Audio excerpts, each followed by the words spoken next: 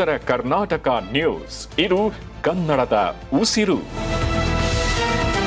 ಇನ್ನು ಬದನೆಕಾಯಿಯನ್ನ ಬೆಳೆದು ಕೈ ಸುಟ್ಕೊಂಡಿದ್ದಾನೆ ರೈತ. ಉತ್ತಮ ಆದಾಯದ ನಿರೀಕ್ಷೆಯಲ್ಲಿದ್ದಂತ ರೈತನಿಗೆ ಇದೀಗ ಆಘಾತ ಉಂಟಾಗಿದೆ. ಏಪ್ರಿಲ್ನಲ್ಲಿ ಬದನೆಕಾಯಿಯನ್ನ ಬಿತ್ತನೆ ಮಾಡಿ ಬೆಳೆ ಹುಲ್ಲುಸಾಗಿ ಬೆಳೆದ್ರು ಹೂವು ಕಾಯಿ ಬೀಳ್ತಾ ಇಲ್ಲ ಗಿಡಗಳು. ಬೀದರ್ ತಾಲೂಕಿನ ಮನ್ನಳ್ಳಿ ಗ್ರಾಮದ ರೈತ ರವಿಕುಮಾರ್ಗೆ ಭಾರಿ ನಿರಾಸೆ ಆಗಿದೆ. 4 ಎಕರೆಯಲ್ಲಿ 2.5 ಲಕ್ಷ ರೂಪಾಯಿ ಖರ್ಚು ಮಾಡಿ ಬದನೆಕಾಯಿಯನ್ನ ಬೆಳೆದಿದ್ದ ರೈತ. 2018ರಿಂದಲೂ ಕೂಡ ಬದನೆಕಾಯಿಯನ್ನ ಬೆಳೀತಾ ಇದ್ದಾರೆ ಈ ರೈತ ರವಿಕುಮಾರ್. ಈ ಬಾರಿ ಕಳಪೆ ಗುಣಮಟ್ಟದ ಬೀಜದಿಂದಾಗಿ ಮೋಸಕ್ಕೀಡಾಗಿದ್ದಾನೆ ರೈತ. ಸದ್ಯ ಮಾರುಕಟ್ಟೆಯಲ್ಲಿ 3,000 ರೂಪಾಯಿ ಕ್ವಿಂಟಾಲ್ಗೆ ಮಾರಾಟವಾಗ್ತಾ ಇದೆ ಬದನೆಕಾಯಿ ಬೆಳೆದು ಆರ್ಥಿಕ ಸಂಕಷ್ಟವನ್ನ ಎದುರಿಸುತ್ತಿದ್ದಾರೆ ರೈತ ರವಿಕುಮಾರ್. ಗಿಡದಲ್ಲಿ 1-2 ಕಾಯಿ ಬಿಟ್ಟರು ಕೊಳೆತು ಹೋಗ್ತಾ ಇದೆ. ಹೂವು ಕಾಯಿ ಬಿಡಲೆಂದು ರಾಸಾಯನಿಕ ಸಿಂಪಡಿಸಿದ್ರು ಕೂಡ ಬಿಡ್ತಾ ಇಲ್ಲ. ಹೀಗಾಗಿ ನಷ್ಟಕ್ಕೆ ಸೂಕ್ತ ಪರಿಹಾರ ನೀಡುವಂತೆ ರವಿಕುಮಾರ್ ಮನವಿಯನ್ನ ಮಾಡಿದ್ದಾರೆ.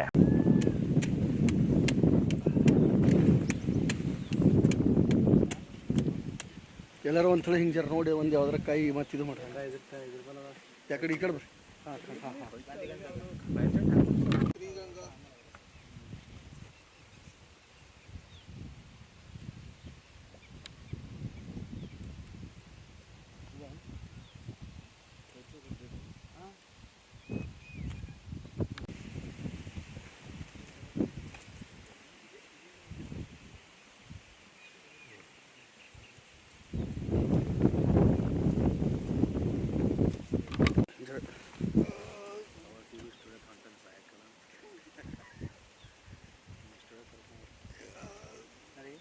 ಅವ್ರಿಗೆ ಗೊತ್ತಿರಲ್ಲ ಏನೋ ಚಲೋ ಇರ್ತಿಲ್ಲ. ಅವ್ರು ಡಿಸ್ಟ್ರಿಬ್ಯೂಟರ್ ಇರ್ತಾರಲ್ರಿ, ಅವರಿಗೆ ಅವರ ದುಕಾನ್ದಾಗ ಕೂತು ಎಣಿಸ್ತಾರಲ್ಲ.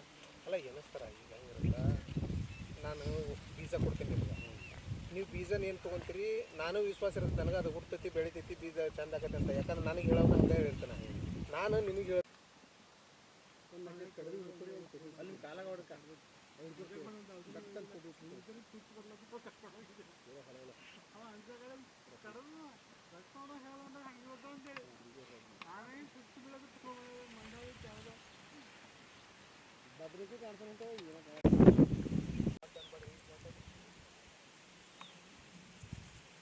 ಏನಿಲ್ಲ ಗಂಡು ಬೀಜ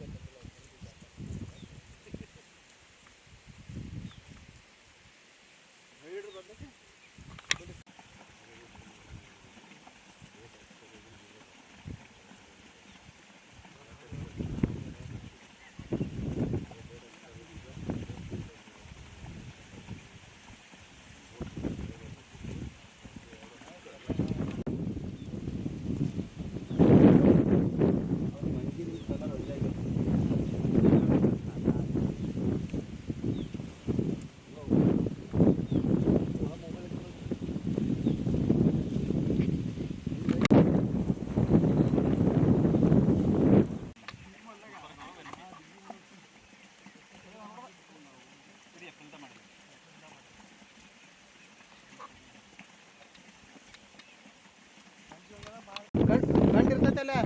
ಕಾಯಿ ಖಾಲಿ ಕಾಯಿ ನೋಡ್ಕೊತ ನಿಂದ್ರ ಸರ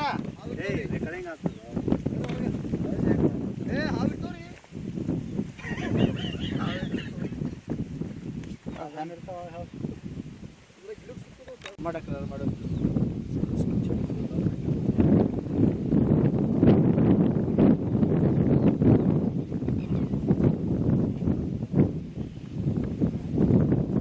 ಫಸ್ಟ್ ನಾ ಮಾಡ್ತಾ ನೀವೆಲ್ಲ ಮಾಡ್ರ ನೋಡಿ ಏನಾಗಿದೆ ಎಂ ಪಿ ಜಿ ಸರ್. ಇದು ಪಂಚಗಂಗಾ ಸೂಪರ್ ಗೌರವ್ ಅಂತೇಳಿ ಬದನೆ ಬೆಳೆ.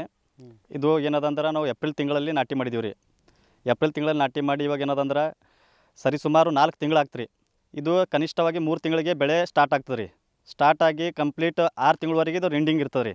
ಅದರೊಳಗೆ ಏನದಂದ್ರೆ ಇದಕ್ಕೆ ಕಾಯಿನೂ ಬರ್ತಾಯಿಲ್ಲ. ಕಾಯಿ ಬರ್ತಾಯಿದೆ, ಒಂದೊಂದಾಗಿ ಕಾಯಿ ಬರ್ತಾಯಿದೆ. ಆಯಿತು, ಹೂವನ್ನು ಜಾಸ್ತಿ ಇಲ್ಲ ರೀ. ಇದಕ್ಕೆ ರಾಸಾಯನಿಕವಾಗಿ ನಾವು ಕೆಮಿಕಲ್ ಯೂಸ್ ಮಾಡಿದ್ದೀವಿ ರೀ. ಆರ್ಗ್ಯಾನಿಕ್ ಥರನೂ ಯೂಸ್ ಮಾಡಿದ್ದೀವಿ. ಆಯ್ತು, ಗೊಬ್ಬರ ಹಾಕಿದ್ದೀವಿ, ಕಳೆ ತೆಗಿಸಿದ್ದೀವಿ. ಟೋಟಲಿ ಏನಾಗಿದೆ ಅಂದ್ರೆ ಪರ್ 1 ಎಕರೆಗೆ 1 ಲಕ್ಷ ರೂಪಾಯಿ ಖರ್ಚಾಗಿದೆ. 2 ಎಕರೆಗೆ 2 ಲಕ್ಷ ರೂಪಾಯಿ ಖರ್ಚಾಗಿದೆ ರೀ. ಟೋಟಲ್ 4 ಎಕರೆ ಬೆಳೆದೀವಿ. 4 ಎಕರೆಯಲ್ಲಿ 2 ಎಕರೆನ ಆಲ್ರೆಡಿ ಕಟ್ಟಿ ಒಗಟೀನಿ ರೀ. ಇದು 2 ಎಕರೆ ಉಳ್ದೈತೆ ರೀ. ಇದು 2 ಎಕರೆನೂ ನೋಡ್ರಿ ಕಾಯಿ ಬರ್ತಾವೆ ಅಂತೇಳಿ ನನ್ನ ಉದ್ದೇಶ ಇತ್ತು ರೀ. ಆದ್ರೂ ಕಾಯಿನೂ ಕಾಣಿಸ್ತಾ ಇಲ್ಲ ರೀ. ಟೋಟಲಿ ಹೊಲ ತುಂಬ ಎಷ್ಟು ಹಿಡಿದ್ರು ಅದ್ರ ಸಲುವಾಗಿ ಇದಕ್ಕೆ ಏನದ, ಇದು ಕಳಪೆ ಗುಣಮಟ್ಟದ ಒಂದು ಬೀಜ ಅದ ರೀ. ಇದು ಪಂಚಗಂಗಾ ಸೂಪರ್ ಗೌರವ್. ಆಯ್ತು ನಾನು 2018ರಿಂದನೂ ಪಂಚಗಂಗಾ ಸೂಪರ್ ಗೌರವ ಅಂತೇಳಿ ಬೆಳೆಸ್ತಾ ಇರ್ತೀನಿ ರೀ. ಆದರೆ ಈ ಸಲ ಏನಾದಂದ್ರೆ ಇದು ಕಳಪೆ ಗುಣಮಟ್ಟದ ಬೀಜವನ್ನು ಕೊಟ್ಟು ನಮಗೆ ರೈತರಿಗೆ ಏನಾದಂದ್ರೆ ಭಾಳಷ್ಟು ಆರ್ಥಿಕವಾಗಿ ಸಂಕಷ್ಟಕ್ಕೆ ಈಡು ಮಾಡಿದ್ದಾರೆ ಇವರು ಫರ್ಟಿಲೈಸರ್ ದುಕಾನ್ದವರು. ಎಷ್ಟು ಆದಾಯ ಬರಬೇಕಾಗಿತ್ತು ಇದಕ್ಕೆ ಸರ್ ಸರಿ ಸುಮಾರು ಇದಕ್ಕೆ ಆದಾಯ ಕನಿಷ್ಠ ಅಂದ್ರೆ 4 ಲಕ್ಷ ರೂಪಾಯಿ ಆದಾಯ ಬರಬೇಕಾಗಿತ್ತು ರೀ ಇದಕ್ಕೆ. ಈಗ ರೇಟ್ನೂ ಏನಿದೆ 3,000 ರೂಪಾಯಿ ಕುಂಟಲ್ ಇದೆ ರೀ, ಪರ್ ಕುಂಟಲ್ 3,000 ರೂಪಾಯಿ ಕುಂಟಲ್ ಇದೆ. ಒಂದು ಸಲ ಕಡ್ದಾಗ 10ರಿಂದ 12 ಕುಂಟಲ್ ಮಾಲ್ ಬರ್ತದೆ ರೀ, ಇದಕ್ಕೆ ಕಾಯಿ ಬರ್ತದೆ ರೀ. ಆದ್ರೆ ಟೋಟಲಿದಾಗ ಏನಂದ್ರೆ ಮಾಲೇ ಬರ್ತಾರೆ, ಬದನೇನೆ ಬರ್ತಾ ಇಲ್ಲ ರೀ ಇದ್ರೊಳಗೆ. ಬರ್ಲಿಕ್ಕೆ ಗಿಡಗಳಿಗೆ ಒಂದು ಅಲ್ಲೊಂದು ಅದ ರೀ. ಅದ್ರ ಸಲುವಾಗಿ ಏನದಂದ್ರೆ ಇದಕ್ಕೆ ನಮಗೆ ಸೂಕ್ತವಾಗಿ ಏನದಂದ್ರೆ ಪರಿಹಾರ ನೀಡ್ಕೋಬೇಕು. ಏನು ಹೇಳ್ತಾರೆ ಅಧಿಕಾರಿಗಳಿಗೆ? ಜಿಲ್ಲಾಧಿಕಾರಿಗಳಿಗೂ ಹಾಗೂ ತೋಟಗಾರಿಕೆ ಇಲಾಖೆ ಕಾರ್ಯನಿರ್ವಾಹಕ ಅಧಿಕಾರಿಗಳಿಗೂ ಹಾಗೂ ಕೃಷಿ ಇಲಾಖೆಯ JD ಅವರಿಗೂ ನಾ ಹೇಳಕ್ಕೆ ಇಷ್ಟಪಡೋದೇನೆಂದರೆ ನಮಗೆ ಆರ್ಥಿಕವಾಗಿ ತುಂಬ ನಷ್ಟವಾಗಿದೆ. ಆದುದರಿಂದ ನಮಗೇನಾದರೂ ಪರಿಹಾರ ದೊರಕಿಸ್ಕೊಡ್ಬೇಕಂತೇಳಿ ತಮ್ಮಲ್ಲಿ ಮನವಿ ಕೇಳಿಕೊಳ್ತೀನಿ. ನನ್ನ ಹೆಸರು ರವಿಕುಮಾರ್, ತಂದೆ ಹೆಸರು ಕಾಶಿನಾಥ್.